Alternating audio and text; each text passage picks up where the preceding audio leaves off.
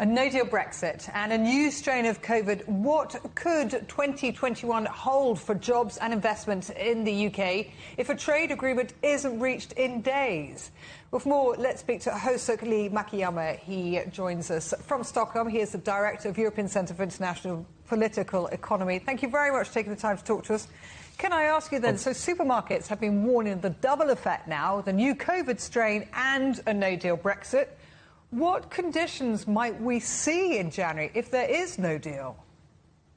Well, first of all, we will immediately see a direct Brexit impact, and I think we are already seeing this at the border as the wholesalers and the retailers are now stockpiling, and in order to avoid the VAT that will be imposed in any case, there will be a sales tax for the businesses and the consumers if you order something online, whether there is a hard Brexit or not. So just in order to avoid the sales tax, we see already a lot of supply chain constraints because of this.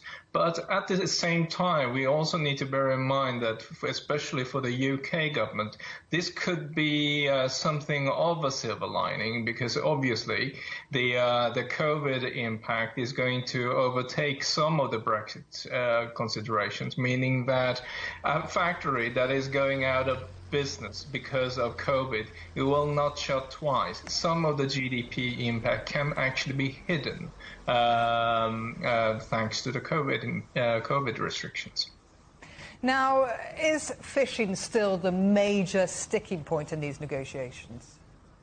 Fishing, as well as what they call the level playing field, which is essentially the right for the UK to diverge from European standards when it comes to corporate taxation, industrial subsidies, and other direct fiscal measures that the government will be doing on the UK markets, which, well, the European side, rightly or not, will consider a anti-competitive practice.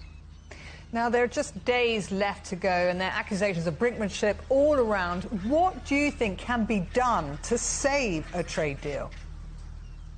Well, here's the thing. As long as both sides believe that they both benefit from a positive outcome by having a deal, there is no such thing as a deadline, really, because for any majority government, any deadline that has been imposed is artificial.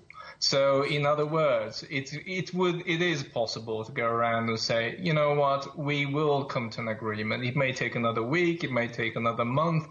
It is possible to extend. It's not because, well, there's no meteorite crashing towards Earth at the moment. There is no third power. There is no act of God that is setting the last of December as a definitive deadline.